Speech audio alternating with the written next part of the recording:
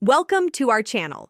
If you want to verify your Quizlet teacher account to access premium educational features and create study materials, follow these simple steps for successful verification. Step 1. Visit the Quizlet website or download the Quizlet app from the App Store or Google Play Store. Step 2. Click on Sign Up to create a new account. Select the teacher option when asked about your role. Step 3. Enter your email address, preferably a school or educational institution email, create a password, and provide your date of birth.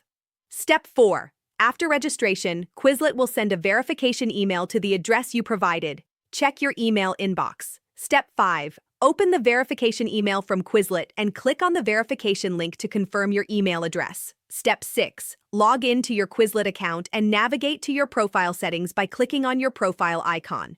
Step 7. Complete your teacher profile by adding information about the subjects you teach, grade levels, and your school or institution. Step 8. To verify your educator status, you may need to provide proof such as a school email address, teaching license, or employee ID. Step 9. Upload any required verification documents through the account settings or verification portal. Step 10. Wait for Quizlet to review your teacher verification request. Once approved, you'll gain access to Quizlet teacher features including creating classes and tracking student progress. Don't forget to like this video and subscribe to our channel.